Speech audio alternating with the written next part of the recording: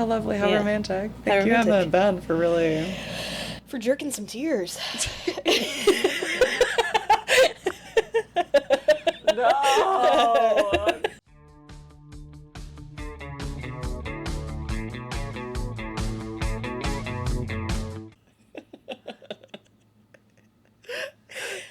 We're doing really well.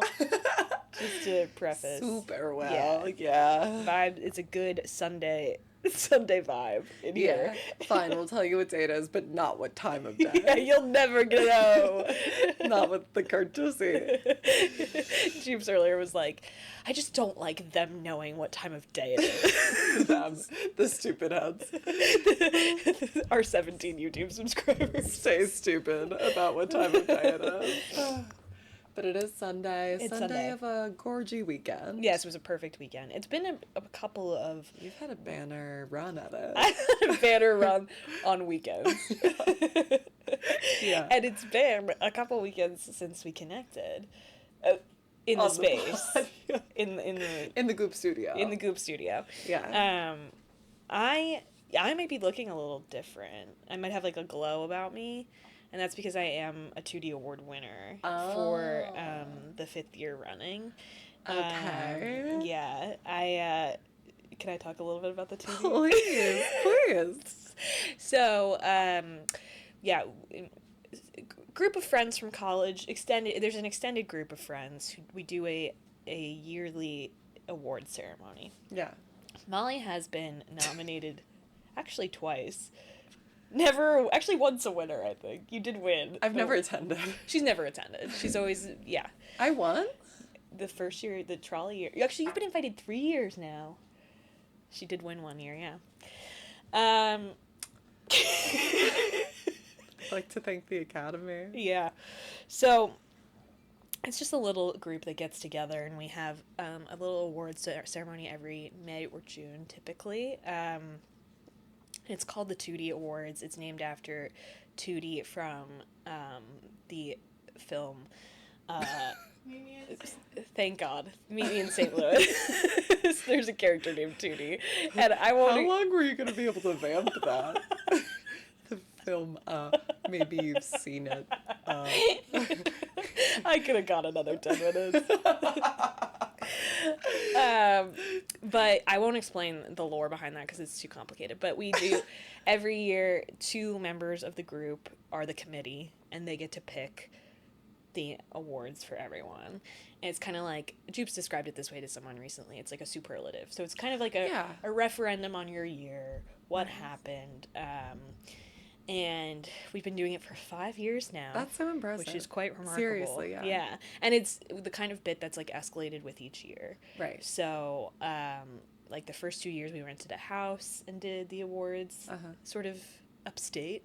And then the 3rd year we rented a trolley and did like a bar crawl. And then last year we did a bus tour of New York, and we went to a lot of different places. And they all wore the same truly hideous outfit on the bus tour. So that's the other part of the award ceremony, is that there's always a dress code, and the committee also gets to decide that. So 2 years ago it was business sexual, which was really fun. Yeah. And then last year it was like everybody wear this like hyper specific outfit. It was yellow pants. Yellow skinny pants. Yeah, like a mustard yellow skinny pant. A black t-shirt, and then I just groped my breast when I did that. A black t-shirt and a pink cardigan. That, I fear, is the funniest thing anyone's ever done related to the Tooties. Really? You think so? I think that is the funniest thing. That outfit and It was seeing so all of funny. you guys in it. Yeah. That was the funniest thing I think that's ever been done. Okay, I don't know what the funniest thing that's been done at the Tooties is, but my favorite thing, renting the trolley, I think was like the high production the most fun. value. Yeah. Yeah. But this year, because it was the 5th annual, it was black tie. Mm-hmm. So everyone wore like lovely gowns. It was really fun. And it's just such a so great. I'm truly, not to like wax poetic about the Tooties, but it really is like one of those days of the year where I laugh so hard. Yeah. And it's just like, it's so effing funny, and like to see the care that people put into it is really like. So this year it was Angela and Chris who are the original They're the original committee. So We've now looped circled back. Yeah. Okay. And so, like, you know, they show up with these, like, full scripts. And, like, did the in memoriam. They produced a whole video. Yeah. For, like, the history of the Tooties. And then, yeah, the awards, so then everyone gets everyone gets the same thing, usually. So last year was a candle. The award itself. The award, everyone gets the same award, but then you get your specific thing. But the award is the thing you get. Yes. That's the statuette or whatever. Right. This year it was an engraved Guinness glass. Aww. Which was super nice. That just says, like, the Tootie Awards on it. And then you get, like, your specific thing. So I, this year, got She's Gonna Make It After All award. And I wish I had the speech that Chris gave, but it was sort of like, she's gonna be fine in spite of all of the things she's doing to herself to make her life so hard. In spite of all the self-sabotage. She's gonna be all She's right. gonna be okay. Which was really funny. It was good. like, she has lost her keys 10 times in the last 2 weeks, like, but she's gonna be okay. Girl who's gonna be okay. Yeah. And it was from, I guess, this is very Chris, but it was based on the Mary Tyler Moore theme song. There's a line in that that's like, she's gonna make it after all. Oh, so it wasn't even extremely online. No, it was extremely online for, like, the 70s. Because the girl who's gonna be okay meme or No. It was Chris more... is referencing something much more classic. Yeah, one of the original... Yeah. The originals. Chris also fully got my ass. Oh, yeah. Weeks before the 5th annual Tooties Awards, and again, I've been invited, I've even apparently been awarded. Yeah. And I have not attended, for various meaningful conflicts, like weddings and engagements, etc. Sorry, yes. Tooties are a bit of a wedding, so. Wedding. But Chris got me at a party, actually Jupes' hibachi party, weeks before the Tooties. I had not responded to my invite, though I could not make it because I had a family wedding. But Chris kind of baits me into conversations. It's, cocktail hour before hibachi. Everyone's feeling good. And he goes, hey, can I be mean for a second? Like, can I say something? And it's like, always yes. Obviously. Especially from Chris Mangine. I'm like, yeah, let's sit down, let's gossip. Yeah, because he loves to gossip. Yeah, and then as soon as he's got me right where he wants me, he goes, did you, like, change your number or something? I was, in fact, the one he was about to be mean about. It's such a good bit. It's such a good bit. Gotta start using that. That was fucking awesome. He got me. So he was the one delivering awards. He and Angela. So they took turns, kind of. But yeah, it was really fun. And then we always do, like, obviously, it's a very musical group. We do, like, musical numbers. It's sort of, it's a multimedia experience. Sure, yeah. And then also, every year we get a gift bag. Oh. And because Gatlin, who's part of Jupes, is showing it off in the corner. Gatlin, who's part of the Tooties, he works for the Stonewall Foundation, and he always gets a lot of free, or he has extra stuff. And so we always end up making these, like, extravagant gift bags. This year, I believe the market value of the gift bags was $300 per. What? Yeah. What? It was like a moleskin tote bag backpack filled with, there's always lots of good stuff in there. There was a vape this year. Are you kidding me? A weed vape. Yeah, lots of goodies. Wow, nice. Yeah, I haven't even really unpacked my gift bag. It's been sitting in my and house. that's so celeb of you. It is. It's like, I don't know. The rich get richer, really. Exactly. I don't know. This is just, it's like PR. It's like, I should gift it, really. You should just gift it. Yeah. I should do a giveaway. One lucky follower will get my Tootie swag bag. Yeah, that's so fun. It was really fun. Yeah. What have you been? What did you miss the Tooties for, I guess I should say? A wedding! Yeah, no, I know. A wedding in your home city, no less. Yes, I've been in Philadelphia, I've been in Wisconsin, yes. I've been bouncing around. I don't know. How was Wisconsin? Do you want to speak about that? Well, then how was Wisconsin? Well, yeah, then how was it? Oh, you know what? I did go to something of a show. So when I was home in Wisconsin, it was over the 4th of July weekend, which apparently also coincides with Oconomowoc, like, anniversary as a city. Okay, cool. That's like the town I'm from, Oconomowoc. Every other letter is an O.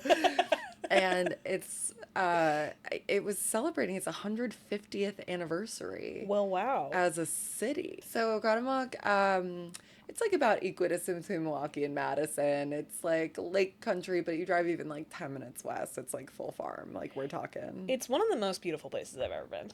That's really generous, Yeah. Paige. No, it's not generous. It's true. No, I've never been generous. I'm not generous. I'm Scrooge McDuck. I'm very unkind. That is a lovely place. Thank you.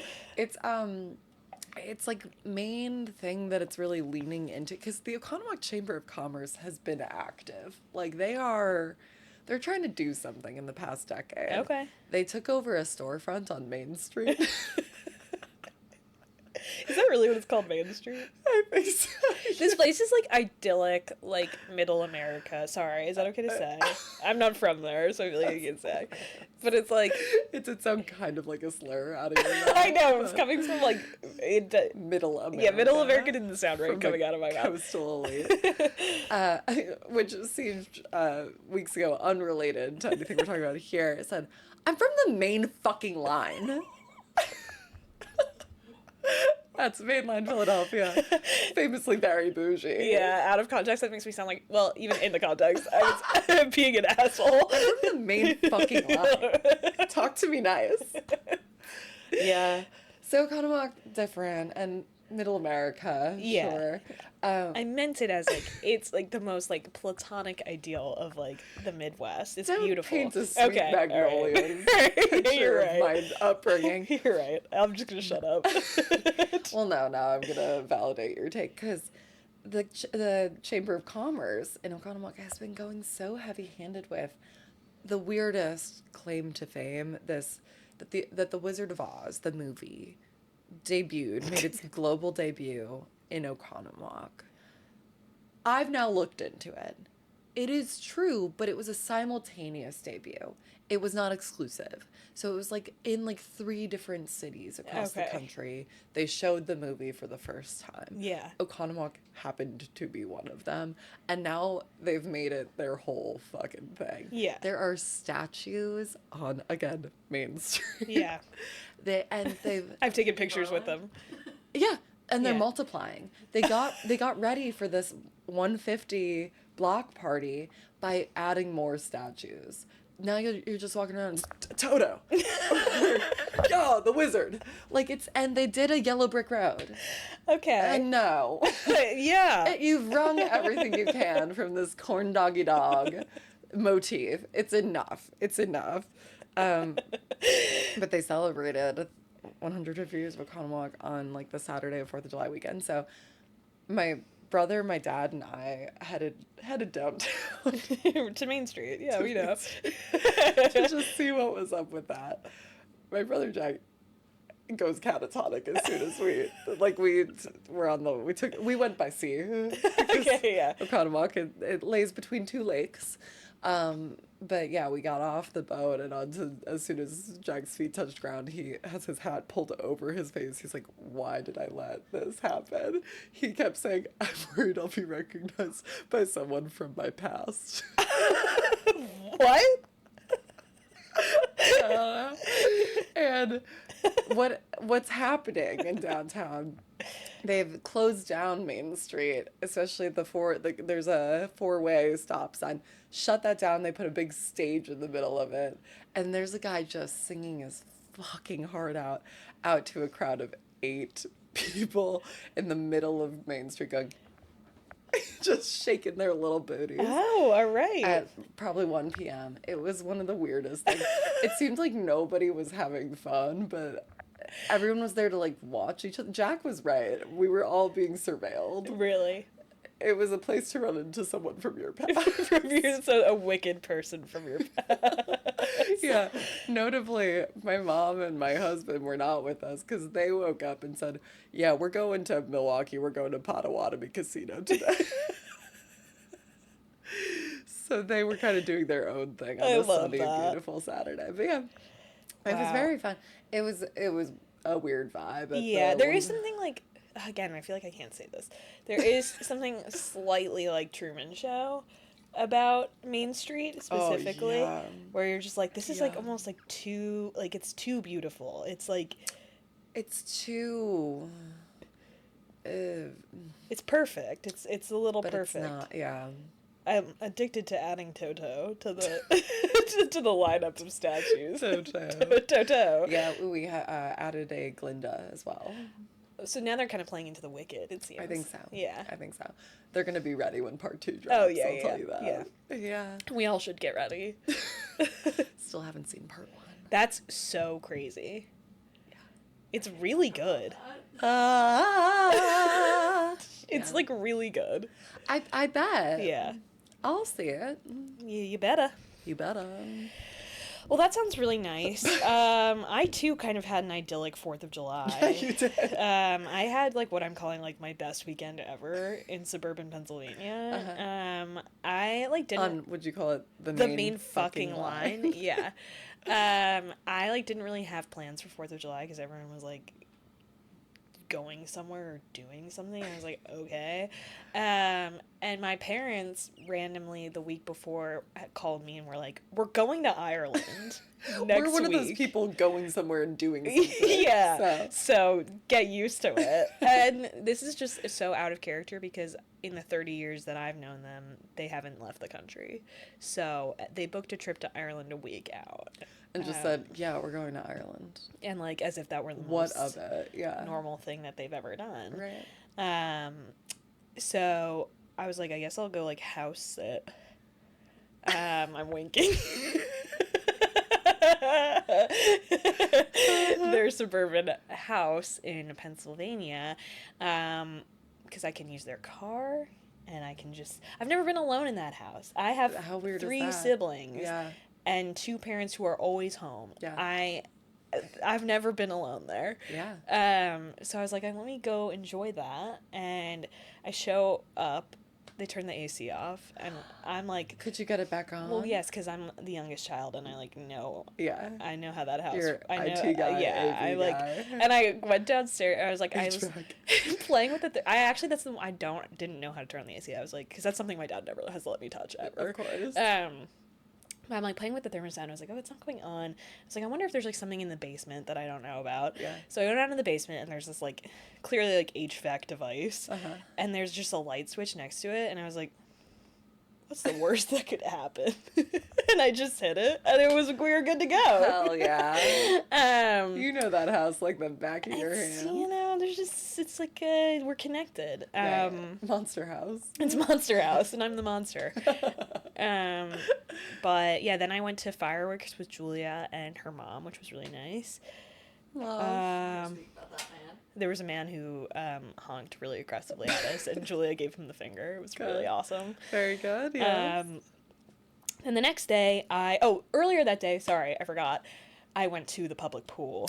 Nice. Which you didn't go to their private pool. Oh. Sorry. Yeah. So before I went home, it's part of the best weekend ever, so I have to include it. Okay. I went to the public pool up here, which I can't even get into right now. I will have to do like a whole thing about the public pool because I love it so much. Oh yeah. But Where were you, John Jay? John Jay. Perfect. On the Upper East Side. So I like spent the day there, went home, had a lunch of watermelon and tortilla chips with salsa. Yes. Then I went home to suburban Pennsylvania to watch the fireworks. Uh-huh.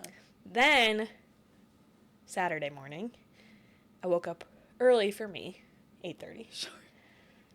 Got in my parents' car and drove to the beach. Fuck yeah. Without telling them, and it became a whole thing. But I got there at like 11 a.m. It wasn't busy yet, so I got a good parking spot, and I just had a chair, a towel, and a dream. And I sat my ass on the beach all day long, and I went swimming, and the water was literally perfect. It was like perfect temperature, perfect, not too wavy. Had a great day, and then drove home, it was just nice. I got to listen to my music. I got to sing. Windows up or windows down? Down, because highway. Yeah. I mean, up, because highway. I was like, okay. I'm a down no matter what. It bothers everyone in my life. Yeah, that sounds horrible. You know what I really like to do? And this really pisses my dad off. I know what you're going to say. Yeah, windows down, AC all the way up. That's hilarious. My dad's like, the gas bill, and I'm just like, yeah. But yeah, and then the next day, I went to the Phillies game. Perfect. By yourself? By myself, because I couldn't get I have 3 friends in Pennsylvania, Julia, Brendan, and Brendan's partner. I asked all of them to go with me. You guys all have plans. So I went by myself. Sure. That's But also great. It was great, yeah, and it was actually, again, I'm trying really hard not to talk too much about the Phillies, but it was like it was a special game, so I'm glad that I went. It was almost a perfect game. Wow. So, yeah. Did you get a gift? No, because it's always, the only time I ever get a gift is Mother's Day. Makes you really feel for the mothers in your life. Otherwise what? The gifts are for... It's always for kids on Sundays. The fuck? Yeah. Well, put your hair in pigtails and... Yeah. Get a lot of Botox. Yeah. That was my perfect weekend. Perfect indeed. Pool, beach, Phillies game. Pool, beach, Phillies game. Yeah. And you mentioned one meal. Were there any other meals that you did? There were many, yeah. I had one really good hoagie while I was home. Nice. Wawa? No. Primo. Yeah. It's the main fucking line. It's the main fucking line. I had multiple chicken tender entrees. Once at the beach and once at the Phillies game. You were in a lot of places where chicken tenders was the primary fare. Yeah, I will say when I got back from like this adventure, I was like, my stomach hurts. Yeah. But it's all good. It's all good. Yeah. That's wonderful. So yeah, I just kind of had a lot to say about that, about my weekends. Sorry. And it sounds like we've spent so much time apart, but in fact we have spent time together too. This weekend. We did. I think kind of rounds out. Well, I hope not rounds out. I hope the stretch continues. I hope I see you again. Yeah. I'm just saying another great weekend in the books. Yeah. Emma and Ben. Yes. Emma, friends of the pod. Friend of the pod, Stupid Head. Ben, part of the pod. Part of the team. Yeah. Editor. Part of the team. Editor. They married each other. They made... Reveal. Reveal. They are together, okay? And now they won't be torn apart. Yeah. Right? No matter how much you guys try. Legally bound. And it was just gorge. It was really a beautiful wedding. I agree. It was on Friday, which I think that was my first Friday wedding. I think same. I have to say, let's do more of that. It was so nice to like... Yeah. I just took a call in full wedding glam. And people were like, huh. Okay. She looks good. Weird. Talk to me nice. We danced the night away. So, should we start with the ceremony? Because it was so beautiful. Yeah, it really was. Yeah, it was on the river. It was on the river. The east. River, east. Because it was on Roosevelt Island, first and foremost. Yeah. Which I had never been to. Had you been there before? Yes. No further questions. And I won't tell you why. Yeah, it was on the Roosevelt Island, which I had never been to, and it was at this really cool little venue. But the ceremony was outside on the river, really beautiful. It was a non-denominational. But they brought in. Yes, that's what I was trying to go to. Yeah. Sorry. No. It was a little bit of like Emma raised Catholic, Ben Jewish, so they it was a good blend. There was a part where we all sang Amazing Grace, which I really liked. Yeah, me too. Though I could not find my key. Oh God, no! It was needed someone with the harmonica before we let in. It was a cappella. I think that made it. It was a cappella. Though helpfully Emma's. Oh yeah, you're right. It wasn't a cappella. The violinist was right behind me, but helpfully Emma's brother had to chase one of his children down the aisle, so he was then at that, and I was towards the back. So he had to chase, and now he's at the back of the church, and he's bellowing. So I'm like, find him. I'll find him. And really, because everyone I was sitting by was like, were you on the groom's side? I was on the groom's side. Okay, I was going to say, because on the bride's side, people were like, harmonizing. Oh my god, no, groom side. Nobody, everyone's being soft as a mouse, and then Emma's brother finally gets to the back of the aisle, is going, oh, man. So I was like, so then I jumped, I was way up here, and then he comes back to the end of the aisle. Now, I'm sitting here too. It's Amazing Grace, all right? Just because I was so desperate for guidance. I know. I did when he walked by, I was like, oh. What a songbird. What a songbird, yeah. Oh my God. That was beautiful. Unity Candle as another kind of non-denominational thing. Okay. Yeah. The Windy on the River East. Windy on the River. I really liked that. I had never seen a Unity Candle. I got asked like 7 fucking times if I was going to do a Unity Candle really? during the planning. I never even heard of it. Oh, everyone was like, Unity Candle, like the planner, the chapel, everyone wanted me to light this candle so bad. I did really like it. It's the idea that awesome. like you each have your own light and you make you make a new light brighter, I guess. You light like a bigger candle together. That's not it. All right, you want to take a stab? Yeah, okay, here's my stab. It's like, you each have your own lights, and then you put them together onto the bigger candle, and the notion is that your flame is not diminished when it joins with another, but rather both lights grow brighter in combination. Yes, and I like that a lot. So, that's me. That's me on Unity Candles. Yeah, that was great. And then Emma, we should just note, looked so beautiful wearing her mom's dress. Yes, it was stunning. Really beautiful dress. Fucking stunning. Yeah. And they just don't make dresses like that anymore. There's really a case to be made for vintage everything. Vintage clothing particularly. Yeah. Just, yes. my God. I think Emma's ring her engagement ring is vintage as well, which I really like. Very cool. Yeah. But yeah, lovely ceremony. And then a gorgeous cocktail hour and reception, I'd say. Yeah, totally. The food was phenomenal, I thought. It was great. I slopped a pasta. Now this is classy. There was a pasta course. Yeah, yeah. That is classy shit. And like I was thrilled to have a pasta course. Thrilled, though I slopped a ravioli on my silk dress and had to just keep pouring seltzer on my tummy. But then I would forget that I had done that, and I'd go stand up and be like, oh my God. Who did this to me? Yeah, I stained that dress so badly.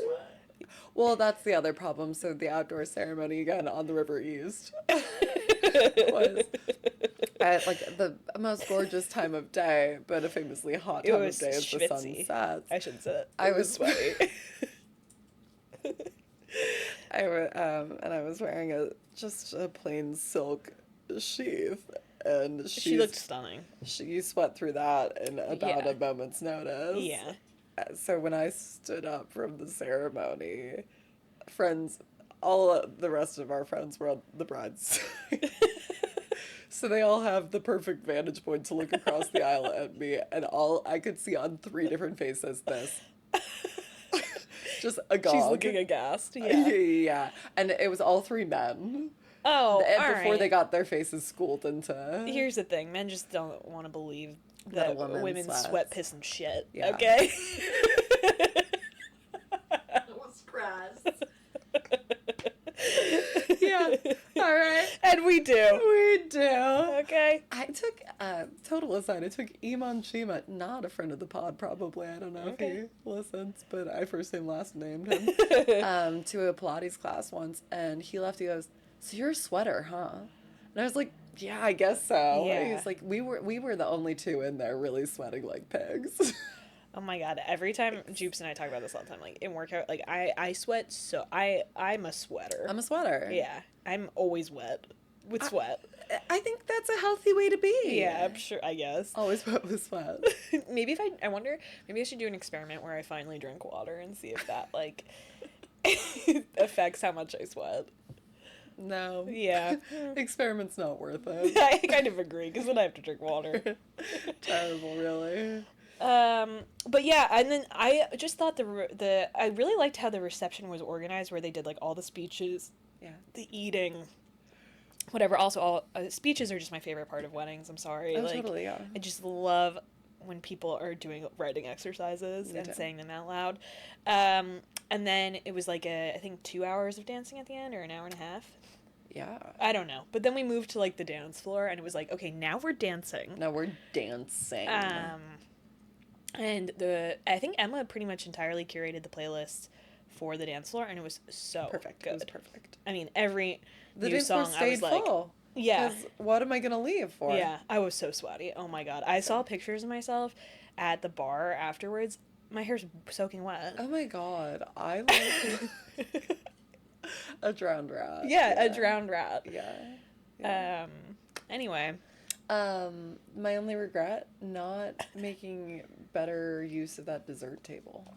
You and me both, girl. There's something about dessert, or like I was saying this to Jupes, like dessert and like when they do like, you did cheese curds at your wedding. Yeah. I always miss that part. Totally. I mean, I'm busy on the dance floor. Yeah. I'm always busy on the dance floor. Yeah. But still, I love a dessert table. I know. And you know that there's good shit on it, too. I know. Little petit thoughts. I at one point, because it was the dessert table kind of bordered the dance floor. So at one point I'm dancing, and I just pluck something, put it in my mouth. Cheesecake. I don't like cheesecake. Oh, I hate that. What kind of cheesecake? I got to see because it had a raspberry on top, and I thought it might be like a fruit tart. There might be a compote. Yeah, or something that balanced the cheesecake. More of a curd than a like a lemon curd. You love a lemon curd. A lemon curd. This was a cheesecake. Just a cheesecake. Just a plain cheesecake. Oh, yikes. Yeah. Yeah, I wish I'd gotten there too, but what can you do? Yeah. I made good use of cocktail hour appetizer. I was plucking off of those plates. I heard there was kind of a low-key competition for who could eat the most mozzarella sticks. Yeah. You know who won? Natasha. I think she was kind of racing against herself. She kept asking people, "What's your count?" And people would be like, "Of what?" I think I only had 2. I had the one she gave me. Yeah, I had one of hers, and then which was really generous of her, given that she was in a competition. Yeah, she was Joey Chestnut. She was sliding them down her gullet with water. She's like, I don't even need to feel it. I just need to win. Yeah. Well. So what have you been consuming? So I have been, honestly, what have I been? I've been so. No, I always say this. I'm so busy. I'm watching some shows right now. I'm watching 4 Seasons, which I think you watched a while ago. Didn't finish. Yeah, I'm still working my way through it, and then I'm watching. Well, I saw a movie I'd like to talk about. Please. I saw Materialists. Okay. In the theater. When did you do that? It was the week of 4th of July, so it must have been like a Wednesday. They went to see Jupes and Angela went to see Jurassic World, whatever. No thanks. Exactly. Yeah. I went to see Materialist at the same time, and then we got a drink after. Sweet. Yeah. Nobody joined you on your separate journey? No. I think most people had seen Materialist at this point, because it was like, it had been out. Like the way better plan. Sorry. No, I agree. Sorry. They had already seen Materialist, I Okay. think. I had really low expectations for the movie going into it, because I had seen people weren't. Yeah, and like everyone I talked to in my personal life was like, it's not that good, whatever. And I really liked it. I like Celine Song very much. I thought it was really good. Well, did you like come on. What's the one with Past Lives? Greta? Yeah. I did. Yeah, I did. Is her name Greta? Gretchen? Greta? I have no idea. Greta Lee. Yeah, I did like Past Lives. I thought, weirdly, Past Lives had so much hype around it that it didn't necessarily live up to. I thought it was really good, but I didn't think it was whatever. I thought Materialist was I really enjoyed it. It was aesthetically very pleasing. Mm-hmm. It's like set in New York, and it's a very New York. That's what movie. Past Lives does for me too. True, yeah, and also Dakota Johnson is like stunning. She's and like so she's pretty. wearing the most gorgeous outfits you've ever seen in like every scene. Yeah. And obviously like Chris Evans is so hot. Yep. Pedro Pascal is so hot. Yep. So kind of like everything really lined up for me. Uh-huh. I thought the music was really good too. And I think just like the thesis of the movie I really liked. Okay. So I was like, I don't even care. There were criticisms I have of it, but like I thought the point of the movie was really good, which is that like I don't want to ruin it for you, but I'll just say it's like the idea that like marriage is a business deal and like to pretend otherwise is silly, kind of. Interesting. And like Dakota Johnson's whole job is to be a matchmaker and like kind of make these business deals happen for people. Yeah. And then the whole time she's also like dating Pedro Pascal, who is like really rich, and she's like, I'm making my own, but she's making her own business deal. Yeah. But then at the same time, there's a plot line with Chris Evans, who is like, I guess someone she dated for 5 years, and like 5 years. Yeah, and then they broke up because he was broke, and like couldn't. He's like a struggling actor, and he just like couldn't. She just was like over it. Wow. And it's just, I guess like the whole idea of the movie is like love or security or both. Gotcha. And I just really liked that, and I thought I just really liked it. Okay. Yeah. I thought it was like a 7 out of 10 for me. I must see it. Yeah, and the one like criticism of the writing I have, I guess, is like, and I think this is more like Dakota Johnson is such like a, she's so dry in her delivery of all things that like when she said some of the lines, I was like, this is not super believable for me. Where like she's talking about there's also the whole like B plot of like a woman she matchmakes with gets sexually assaulted on a date, and then like Dakota Johnson is like grappling with her career choices as a B plot. But there's like a couple times where she's like smoking cigarettes with the other matchmakers on the fire escape, and she's like talking about one of the guys that they talk about them like Olivia S, my client Olivia S, and then they'll be like, well, Mark F, like he, you know, he has such great market value, like, and I just like, it was a little silly to like have those lines. I was even like, that is so New York. Yeah, I guess, but it was a little bit like, I just don't believe that like matchmakers would talk about people that way. I don't know, I guess, so maybe. But, like, I think also because Dakota Johnson is so dry, it felt like she was being, like, sarcastic when she would say these things, and I was like, I don't think it's supposed to be. I think she's earnestly saying his market value, and it just, like, takes you a little bit out of the movie where you're like, okay, now this feels a little silly. And, is this a writing criticism or an acting criticism? Maybe a great question. I think it's a casting, but I really loved Dakota Johnson. I love her, but maybe she wasn't the right... I don't know, but she was the right fit in other ways. Yeah, yep. But the line read was not right for me. And I think if I were to come down, if I had to make a choice between whether it was a writing or an acting decision, I would say it's a writing. Okay. Or writing criticism. Very interesting. Yeah, because I just don't think... I don't know matchmakers, so I don't know, but it didn't feel like a thing people say. So fair. But I also think, sorry, no, I'm pontificating. I think that the matchmaking service was supposed to be a little bit like... like I think we were supposed to find it a little bit like ridiculous. Yeah. So I think maybe that was part of it, but it wasn't clear enough to me that if that was the case. Okay, that's really interesting. Yeah. Because like people in New York do talk that way about a lot of things. Sure. Like, the way I hear even my coworkers talk about like matters of the heart.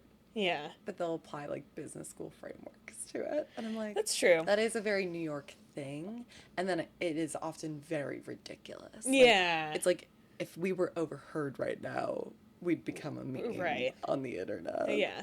But I get what you're saying, that like I think it wasn't clear enough if it was like satire or like earnest. Meant to be part of this earnest thesis of like which I did again. I really liked the idea because I do think for and I think for women like not to sound so like old school or like unromantic about it, but like marriage is a business deal. Oh, completely. Yeah. It's and like I like the idea of the only security, the only way women are able to afford themselves security. Yeah. For, like, all the generations before ours. Right, and like, I don't know if we need to unlearn that or not, but probably. Would love to. Yeah. Put it on the list. Yeah. Things I need to unlearn. Marriage as a business deal. Doy. Doy. Stupid heads. But yeah, I thought it was a really beautiful movie, and I Must see. like look forward to watching it again, hopefully with you. Yeah, you have me fully sold. Let's plunk our asses down and watch it. Yeah. So that's what I've been doing. What about you? What I say next is gonna disappoint everyone. I think I've been in a bit of a depressive episode the past week or two. I've watched 3 seasons of Scandal in that time. It's exactly what I did in my last my last severe depressive episode. Yep. Yeah. I'm a first time watcher of Scandal. Yeah. I never watched it when it was like Shonda Thursdays or whatever. Whatever ABC used to do. Yeah. I asked my mom if she watched Scandal, and she was like, no. I was like, you were always doing Shonda Thursdays. She's like, what are you talking about? Like, no. I don't do Shonda Thursday. And I know we've talked about Shonda on the pod before. Yeah, we've been to Shondaland. We've been to Shondaland. I was never really a Grey's Anatomy girl either. So this is kind of the first of Shonda's projects, besides Bridgerton, that I'm like giving a real run. Like I'm letting that wine breathe. Yeah. Speaking of wine, oh my god. She drinks so much wine. Olivia Pope. Yeah. I always have my goblet of wine, and the only thing I've ever seen eating is popcorn. Yeah. It's absurd. Well, and what a signal of the disordered eating of the early aughts. Yeah. Love that. Yeah, and this woman, she never stops working. And it's like we're supposed to believe you subsist on red wine and popcorn. And popcorn? Yeah. I don't freaking think so, honey. She really... Her poops must be insane. My stomach would hurt all the time. Yeah. Popcorn is one of those for me where it's like... I know. Oh, ow. Ow. Not to mention, she is always going through work stress and interpersonal stress, and it's like, you know that her stomach is just a nightmare. Just a fucking GI nightmare. Yeah, no spoilers, sorry, it's been out for 1,000 years. She was just found on a remote island off of Zanzibar, I believe. That's where I quit. Yeah. So I'm curious to see if you stick with it. I just couldn't at that point, because it's just the escalating drama of Shondaland is sometimes exhausting. So that's what I wanted to talk about. It's one, the escalating drama of Shondaland, and 2, well, hang on, I'll put a pin in my second item because I want to get into the escalating drama. Okay. It is like so right now I'm on season 3. I'm rounding out season 3. No, I already did. I'm on season 4. Last night. Season 4. We're at the point in the natural maturation curve of the Shonda project where everyone is a terrorist. Mm-hmm. Everyone has a secret family. Yep. Everyone has killed. Everyone has killed. Yeah. Everyone has killed. Has killed children. Yeah. Has killed. Everyone's done fraud. Oh my god. Yeah. Election fraud. The election fraud plotline really frustrated me. Same. Yeah. And then B613. The secret CIA agency or whatever. It's meant to be like an off-books super spy agency whose main purpose is like upholding the republic, and they will do anything necessary. Right, they're like a fourth branch of the government. It seems like somehow they're allowed to more like kill the president than all the other. Allowed to kill the president indiscriminately. Yeah, like just when they decide, and there's no oversight on them, but they have all these secrets. Yeah. So I do think the extreme, just like egregious level of plot and fanciful reality gives me permission to be more entertained by the show, though, because I'm like, it's ridiculous. You're ridiculous. You're doing something very fun and ridiculous. It also means like I have literally no stake in anything that happens. Like a beloved character just died, and I'm like, Who? Well, they killed Harrison. Who's Harrison? He was in the first 3 episodes. Then went to his personal Wikipedia page. He had to leave because of his drug abuse. Yeah. And domestic violence. Right. So. Oh, right. Okay, it's all coming back to me now. Troubling. Yeah. But yeah, he was just a guy. Yeah. He's always talking about Adnan Salif. Oh yeah, he's got some big like secret with Adnan. Right, and it's like, oh my god, don't let Adnan back on U.S. soil, and then reveal Adnan's a woman. Yeah, and she's hot, and it's just that they have sex. They like can't help but touch each other. They're also in some terrorist dealings, but yeah, he's exited from the show at the end of 3. So yeah, I think it's actually like, oh, you can have a lot of fun when something is so unrealistic that it becomes satirical. It's a soap opera. Yeah. And that's pretty fun, but at the same time, you can't ask me to care if anyone dies or if anyone lives or if anyone gets together, for that matter. I think I started to lose I didn't care anymore. Right. I didn't even care about like Olivia and the president anymore. I was like, whatever, like. Also, I think when I found out about the election fraud, I was like, I don't like any of you people now. You're like, all bad. You're all bad people. The president just killed the Supreme Court justice. That was kind of fun, though. I hated her so much. Yeah, she was horrid. It's like, yeah, just snuff her out. Her like emphysema. Dr. Snufferman. Yeah. Takes her oxygen. Yeah. He doesn't even have to fight her. Easy he just way to kinda, kill. Like, gently holds the pillow over her mouth. Yeah, he's barely culpable. Barely. But then I was just like, I don't care if you guys get together. You're both awful. I know. They just killed the president's son, a teenager. Oh my god, yeah. And I was like, might as well. Because every episode something like that happens. Another body. Yeah, but it does. It's like the trade-off is the quotient between entertainment factor and then buy-in, and I have no buy-in anymore. And I guess you're gonna lose me quite soon because there's not enough entertainment that could, like, if I just don't care anymore. Yeah. Like, at this point, I'm literally watching, like, another one. But the other thing I want to talk about is chemistry. Yeah, let's talk about it. Because 4 seasons now of the exact same fucking shit. Yeah, same from plot line. Olivia and Fitz. Yeah. It's just, we can't, but it's exhausting. We want it, but we can't. This is like your least favorite thing ever, when 2 people just can't, like... get out of their own way. Yeah. And it's literally, nothing has changed about it. But it'll be, like, increasingly flimsy examples of why they can't be together. It'll be like, well, and now because of this thing with getting the re-election, like, the optics. And I'm like, you guys are masterful spin doctors. Yeah, like, that's her whole optics, thing. Yeah, like, yeah. You just keep saying, and everyone seems to agree, like, yes, that's an insurmountable obstacle, and it's like, why? So many people have died, like... But they're running out of reasons to say we can't. Yeah. But clearly they can't be together. So, it's almost like, sorry. No, please. This idea of, like, I have increasingly less buy-in. Like, it's like, this is practically an apocalypse romance at this point. Everyone's dead. You guys are barely holding on. Like, the one thing you have is love. Yeah, but I don't even know if they love each other. But it's so toxic. I'm still willing to watch them, and I am growing impatient. But the chemistry is off the frickin' charts. It's crazy. It's actually crazy. I watched Scandal for the first time during my major depressive episode in the fall, and it was like the only thing I could watch. Like, I couldn't even watch Gilmore Girls. I was so depressed. I don't know why Scandal was fine. I should, like, be more worried about myself than I am. Scandal is like a red flag. Totally. It was the only thing I could watch, and I was like, saw a TikTok edit of the 2 of them, and I was like, hold the fucking phone. What is this chemistry? I need to see it. It's remarkable. It's remarkable. Yeah.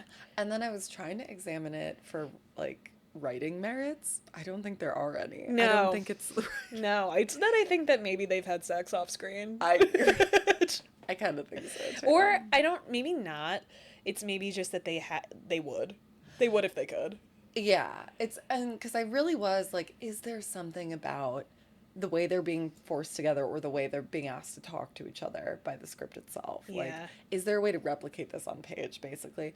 And it's a lot of, like, people often refer to that one scene where he's like, say my name, say it. Like the very beginning of their relationship when they're on the bus. Oh, that was the edit that got me. See? Yeah.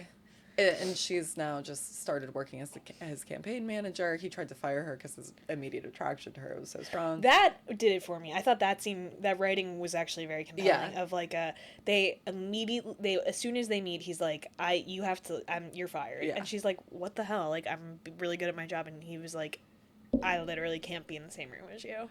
That actually really did a lot for me. Yeah. But then, it's shortly after that they're on the bus and she is trying to uphold that formality. Mr. President, say my name. Yeah. And then she says, all hell breaks.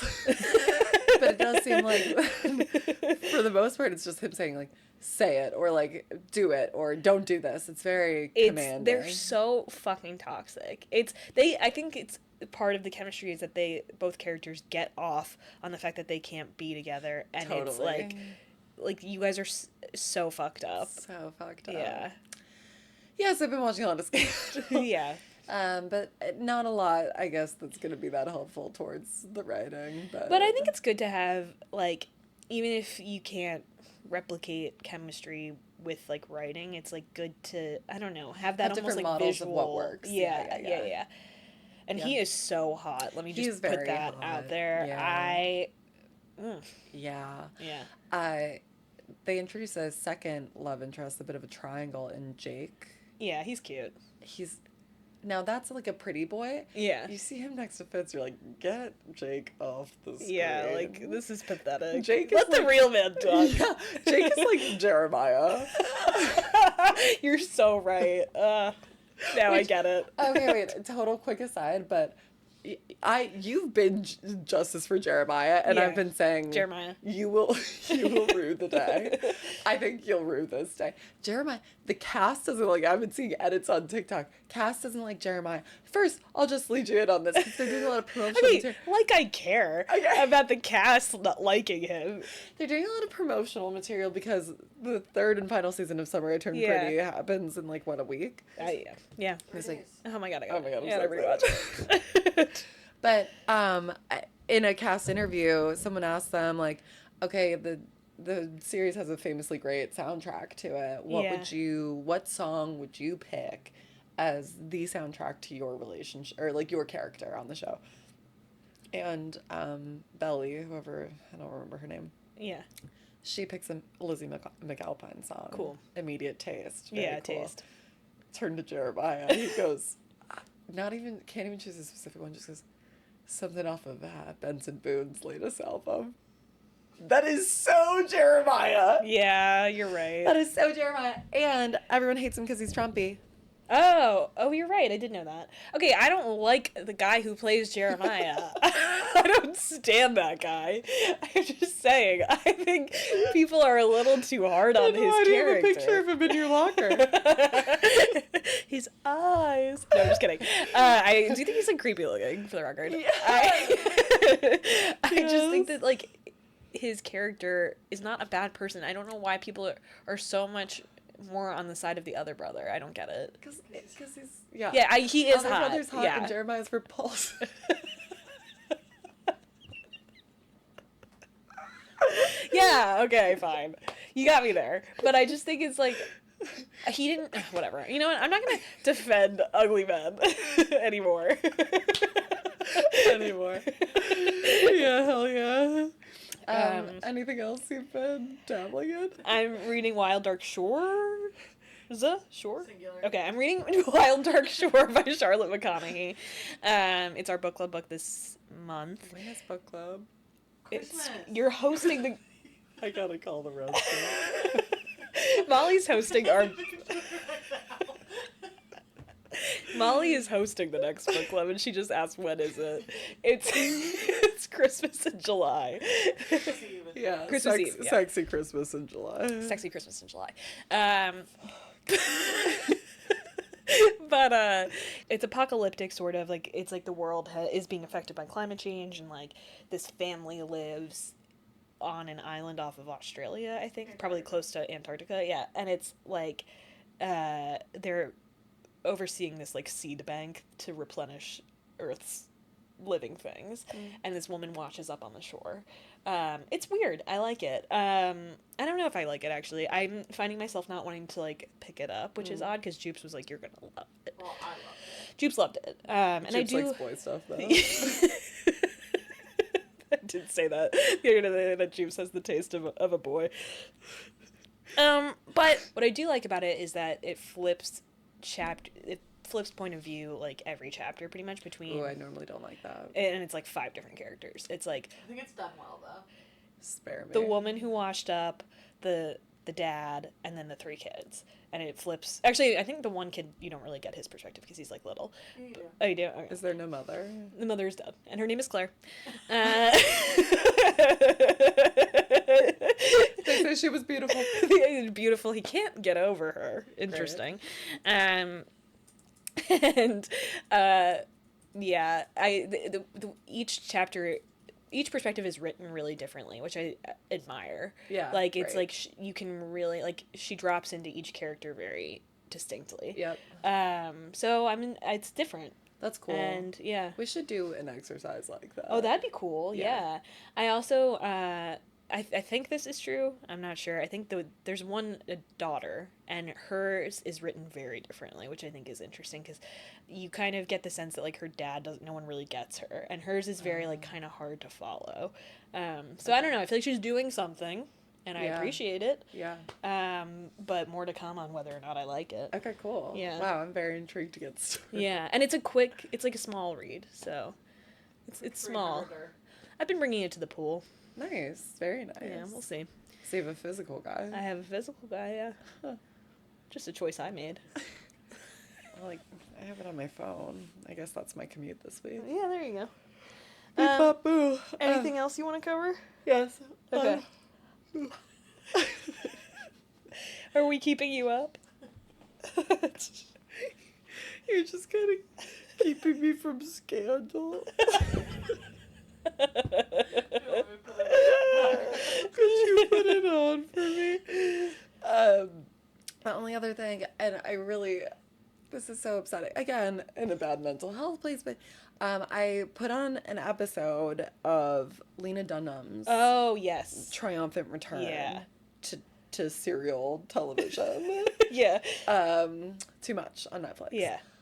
First episode, banger. Yeah, totally. Banger. I am so glad to be back in her loving embrace. Yeah. We talk about a writer that I think gets it so culturally relevant. Yeah. And not just culturally relevant, like defines culture. Like this woman really speaks to our generation of women, and then participates in and sets culture where, like, I want to talk about how it's semi-autobiographical. Yeah. Because I think that's super interesting. She also writes herself into the show. She's the sister of the protagonist, who is a proxy for her. Yeah. But I'm like, it's so good. It is a very, I think, thinly veiled account of her breakup. Her late 20s, her breakup with Jack Antonoff. Yeah. Which was, again, total public fodder. Yeah. And then her getting with her current husband and moving to London. But the Jack Antonoff character is killing me. Okay. Like, I think that's so funny. I haven't really, I'm only an episode in, so I feel like I haven't. Yeah. I don't, but yeah, I'm excited I am really liking it. Yeah. I like the premise. I love Meg Stalter, so I'm excited. Meg Stalter, my God, I love her. Love her as, like, a female main character. And that's props to writing and acting. Yeah. Like, what a like, perfectly serendipitous combination. Not serendipitous. Like, it's the chemistry is off the charts for the writing and the acting. Yeah. The line reads are exactly right. Yes, agreed. And there's a lot of, like, silly lines so far that I like. It's so funny. Yeah, like, I don't know. I feel like I'm still getting to know her as a character, but there's a scene in the first episode where she, like, brings this guy home, and her dog, she's got, like, a fuck-ass dog. Yeah. And the dog is just in her apartment. She goes, "Oh! Who are you?" And I just, like, I love silliness in a show. So fun, so silly. So, yeah. Love the deal with the grandma and the mom, like, she, like, at first she's living in New York with her grandma and her mom. And her sister. I have one, not so much criticism, but thing I want to talk about with the first episode, which is, so she brings this guy home, and they're just chatting, and he's a musician, and I forget how, but Fiona Apple's title comes up, and Meg Stalter, name's Jessica in the show, goes, "Oh, that was my first CD." And it, like, stops him in his tracks, and he's like, "What? Like, that was your first CD?" Yeah. And he's kind of like, can't get over it, and I'm like, listen, I've never told someone how much I love Fiona Apple, and they're like, that's so hot. That's just not a thing. That's so funny, but for him it could Well, be. and then he's walking home, Mm-hmm. and he's listening to Tidal, Uh-huh. and he is struck by how beautiful the album is.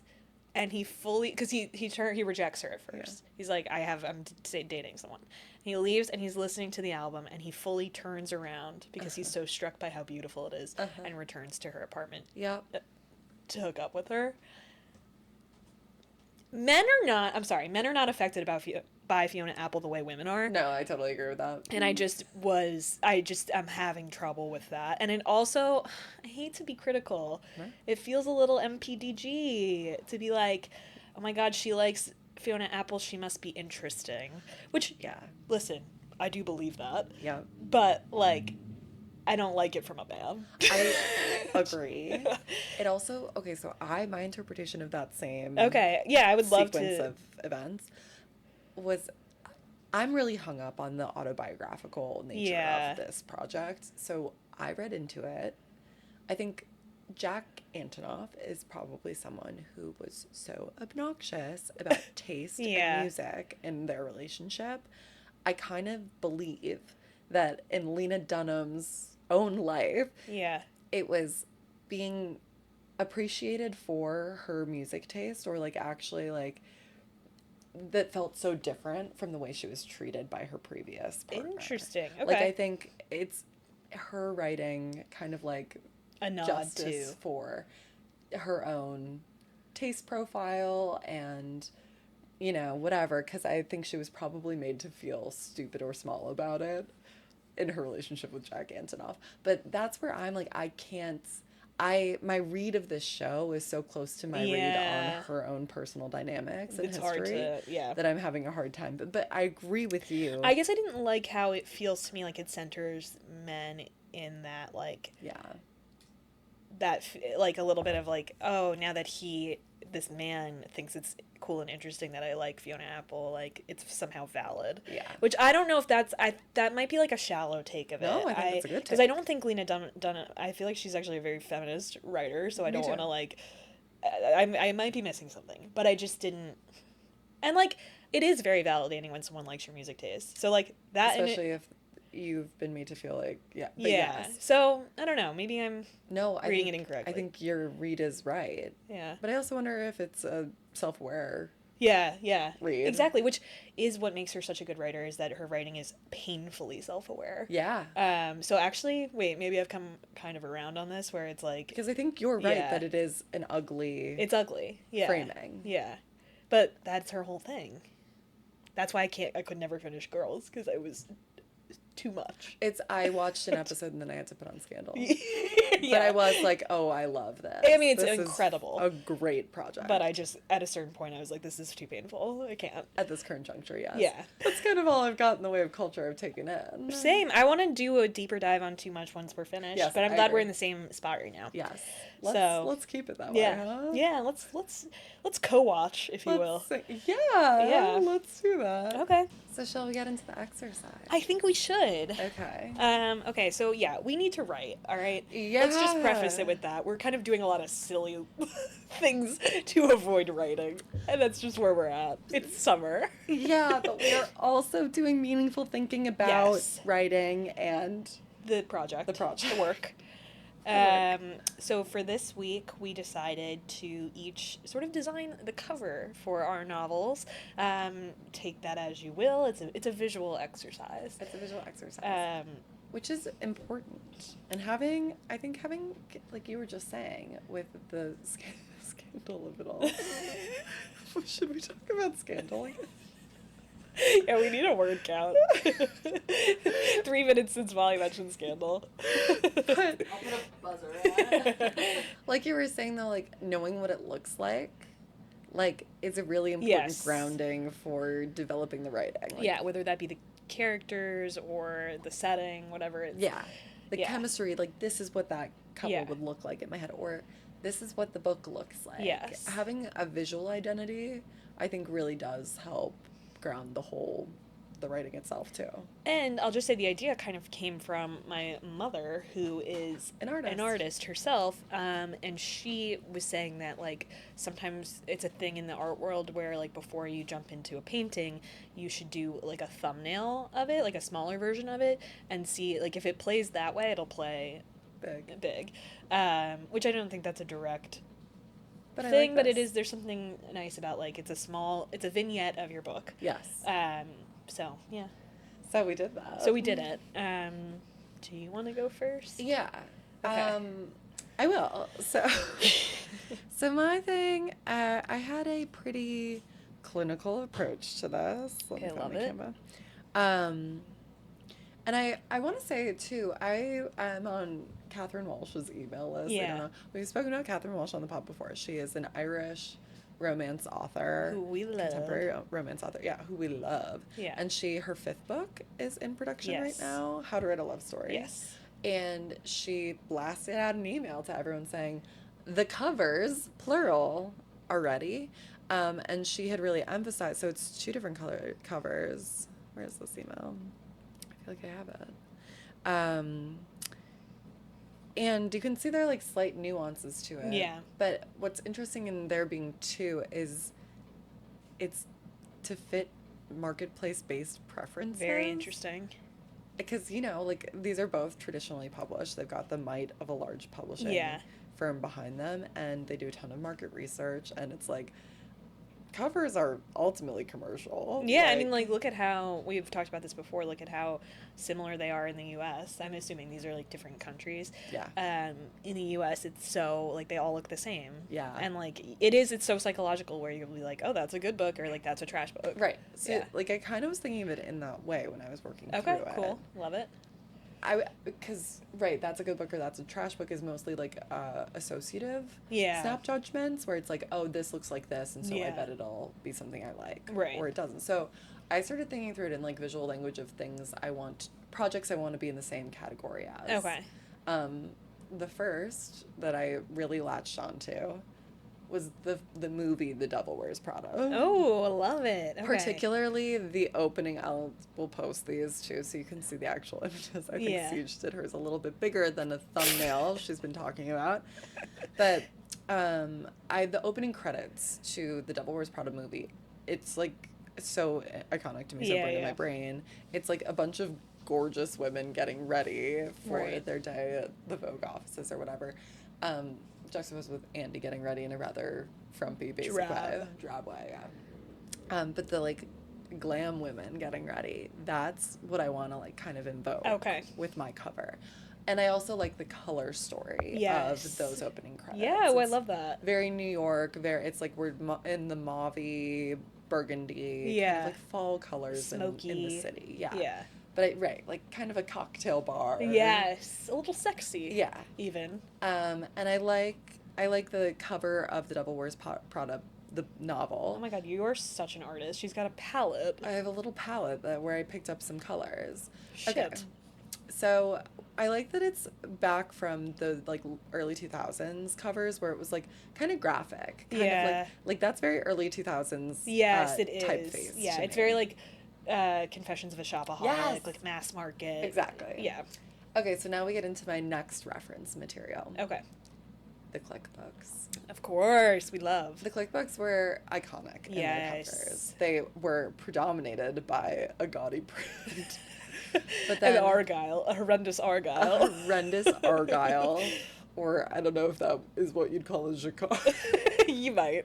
I might. But what really appealed to me on the click books were that sliver, kind of like a graphic bar of real photography, like human photography, with models. Yeah. And It's kind of a double-edged sword because I do think it definitely places a visual in your reader's head that might not be super welcome. I think that's kind of why romance books today skew away from like character photography. Sorry, I'm just thinking about my cover and I'm laughing.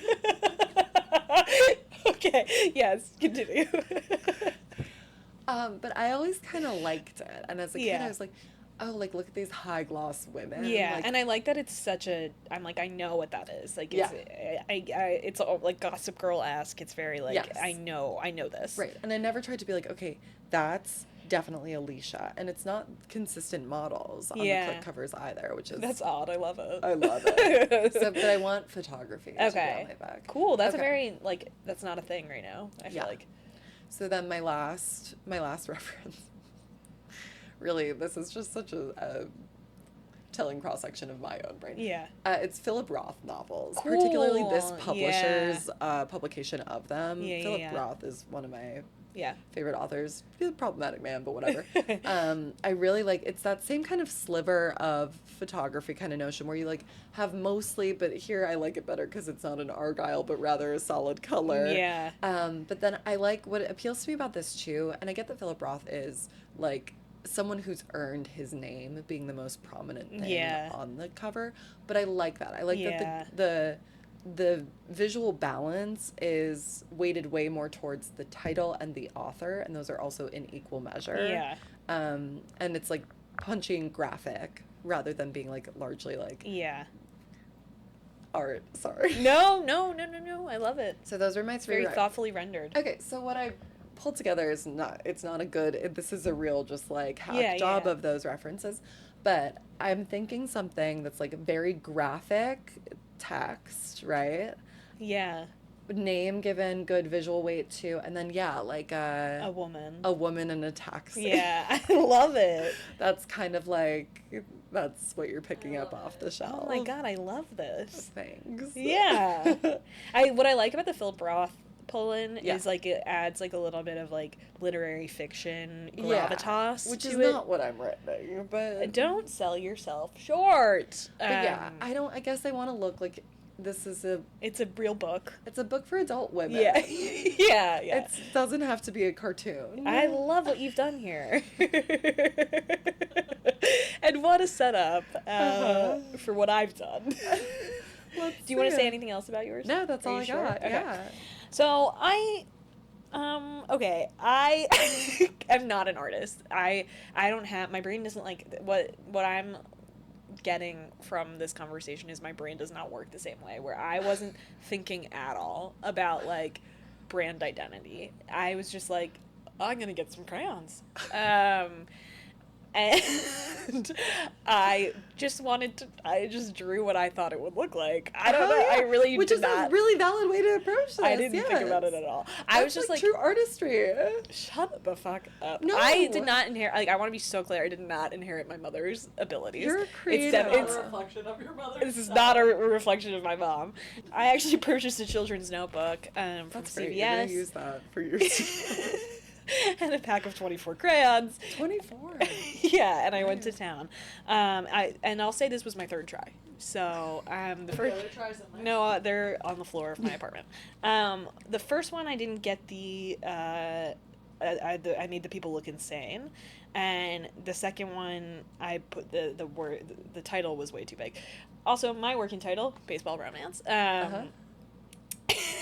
So what I'm going for here is I kind of wanted you to just feel the place where we are. This is going to center at the ballpark. Like most of the juice of the book, we're going to be in this Take me out. baseball stadium, and it's going to feel like that's home base. The crack of the bat. Yeah, the crack of the bat. But then I also want you to remember that we're on the beach. So you're also going to be getting some coastal. I'm seeing like the view you get of Citi Field from LaGuardia, where you get like the water and the boats. No, okay. I didn't put any boats, but that's a thought. This is so bad. And so then I kind of wanted to have like, the way that I'm talking about this so much that when you see it, you're gonna be like, oh, look, a 5-year-old did that.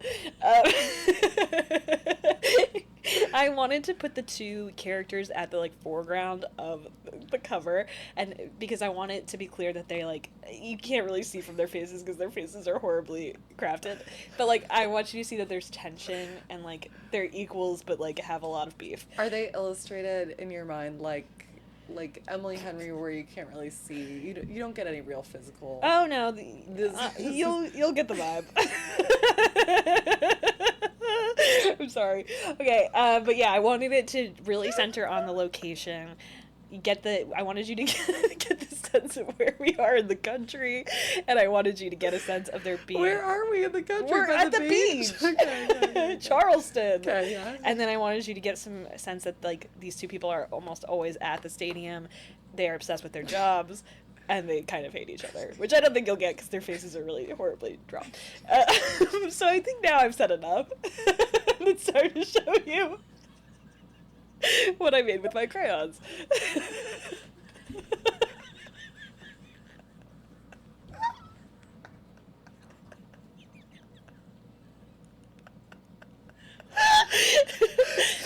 Well, do you love it or what? Oh, it's so good. Why do they look like the tops of bowling pins? Crying. Because I can't draw. Oh my god. Yeah, so these are my two main characters. As you can see, he has brown hair and glasses, and she also has brown hair, but that's, up for debate. And then we're at the beach a little bit with the shoreline and the sky, and yeah, this is them, like, kind of in the booth, clearly with their headsets, really focused on things. So any questions on my cover? Could a depressed person make it? I think it's really good. It's okay. I like it. The water is confusing to me. Why? The stadium's at sea. Exactly. That was the whole point. Yeah. Exactly. Oh, see, she knows. Has everyone been to No, but I would die. I would die to go to that ballpark. It's, like, very, yeah, you can see the ocean from. That's very cool. So yeah, it's home runs and boats. It's What? fun. Yeah. That's really fun. So that's kind of what I'm going for. Do you love it? I do. I genuinely do love it. I think it's really great. And I would say, like, this is... You're laughing? That second base is in the stands. I'm not an artist. I'm kind of going, because I'm, you just give me such a puzzling look. Because I'm not an artist, I took it the angle of, like, how romance books look right now, and I just kind of ran with that. And actually, no, yours is kind of making me think I need to. Mine looks too serious. It needs to. I don't think that's true. I'll bring in the font of the early 2000s. Exactly. There you go. But I like it, and I do like illustrated covers. Mm-hmm. Maybe your mom can do a version of it. Yeah, maybe that would be nice. Yeah. I like it. Okay. And your mom is so good at getting essences of people. As am I think. Right? Yes. Yes, you are. So that's me. Thanks. I love it. I'd pick that up at a bookstore to ask That's the kind of staff what's going on. Did a child leave their project here? That's really good. Thank you so much. So that's our exercise for the week. Do you feel like it gave you some clarity on the writing? Yeah, it made me think, well, because I think I've said, like, I'm pantsing so hard, you know, that I feel like I'm writing into my character and learning more about her as I go. So the visual exercise actually kind of helped me pin to something. It's like, is she going to still be this polished? It felt like I was looking for a visual that was less like the polished opening credits to Devil Wears Prada and more like woman at a crossroads. Woman in the crosswalk. Woman in the crosswalk. Yeah. I like that. But New York woman. Yeah, and I definitely got that from your you're in New covered. York covered. And I think, like, also, I get what I really like about yours is I get a good sense of the aesthetic branding of the project. Yep. And mine, I hate to say it, it's not a summer read. Well, it is. Read it in the summer, but it's not. It doesn't take summery, place in the summer. Yeah, not beachy. Well, that's okay. Yeah, it is okay. Yeah. But it's not as fun. Come to a baseball game in Charleston. I'd Yeah. literally love to. Yeah. How about you? Did you feel like you got? I feel more confused than ever. Did you have fun with your quiz? I did have fun. I had fun with it. I don't know if this was the exercise for a girl like me. I just don't think. Fair. Maybe if I had taken your angle with it, I would feel better. But I think I just kind of wanted to get all of, like, the most important visual elements on one page, and I do feel like I did that. They're not well done, but Beach baseball and two kids in the booth. two brunettes, yeah. Two brunettes. Yeah. Yeah, the 3 Bs, I suppose. Yeah, exactly. Fuck yeah. And maybe I'll add a fourth, the boats. Boats. I did love the way your eyes lit up like, boats. Yeah, I could draw a boat. Yeah, but it's not that hard. 2 triangles, half circle, and a stick. How hard is that? A little guy. Oh, I almost was like, I should put baseball players on the field, and I was like, I can't fucking, I can't do that. It's too hard. I can't. They would be stick figures, so yeah. Totally. It would ruin the kind of, like, bulbous human profile you'd already established. You should see the first one I did. The profiles were so much worse. Oh my god. Yeah. So, yeah. Are you, like, shape blind? What? I'm not good at art. That's what I am. I'm art blind. Ugh. I thought it was really nice. Thanks so much. Okay, Okay, should we round out things? Let's. All But you right. have to go first. Okay. What's the most romantic thing that happened to you this week? Okay, so mine is going to be about Emma and Ben's wedding. Nice. Hopefully it's okay that I'm saying this. I'm just kidding. But they love the most romantic, I think, so I'm going to just do it. Crying. But so for me, I thought their vows were the most romantic part of the whole thing for me.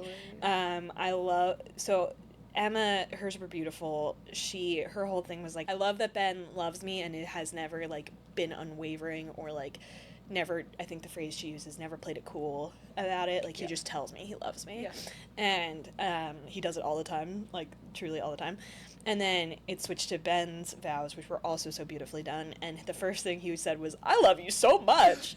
And it was just so cute, like, how well, I love when it's clear, like, the other person knows the other. I love it when they both clearly know each other so well, obviously, because they're getting married. But, like, sometimes people aren't good at vows, you know? Yeah. And I just love when people hit it out of the park with their vows and into the ocean. Straight onto a boat. Straight onto a boat. Yeah. And, yeah, it was just beautiful, and that's to be known by your other. Oh, to be known. Is my most romantic of the week. Okay, well, you're kind of a snitch, like a little thief in the night, because I wanted to talk about vows too, but mine's actually a different part of their vows. Okay, I love that's perfect. Molly, what's the most romantic thing that happened to you this week? Thank you for asking. I mean, weddings really just get me. They just and Emma and Ben's, of course, no exception, because what wonderfully suited people for each other. Yes. The part of the vows that really knocked me over and made me want to call mittens was Emma in her vows said, you know, it's said that you become more like your partner over time, and how lucky am I that I get to be more patient, it's beautiful, more kind, more generous. Like, I don't often stop and think that way, that, like, yeah, of course you're like the people you spend most of your time with, but, like, who do you spend all your time with? Your partner that you live with, and your dog, I guess. I hope I'm not becoming more like him. He's sweet, he's nice. But I, like, that's such a, not to go back to materialists of it all, marriage is a marketplace, but, like, the most important thing you're kind of choosing is, like, who are you gonna be like? Yeah. Like, who are you gonna, like, form a new thing with? I think it does kind of calibrate your identity Yeah. for the rest of it. Yeah. Whatever. And like, I think that's so, what a foundation of respect for a partnership, that like you're choosing this person because you know that they will make you better. Yeah. To be like them is to be better. And Yeah. that's really like so romantic. And like, that's the thing you like, I would hope for all of my friends is that they're picking someone who like, and I think so far amazing record, but like choosing someone to marry who like you want them to have the values or the things about these great things about them, and yes, totally. you know, build a new thing. Yeah. Yeah. And it also makes you feel like, oh, I should really try to be a good person for them too. Like, Yeah. I want to Yeah. give as much as I take. Yeah, but and then the other thing is like they get all of the best qualities about you, and and they get to become more like you. Yeah. How lovely. Nice. How lovely. How Yeah. romantic. How Thank you, Emma romantic. and Ben, for really... For jerking some tears. No! Matt, Oh, did I ruin it?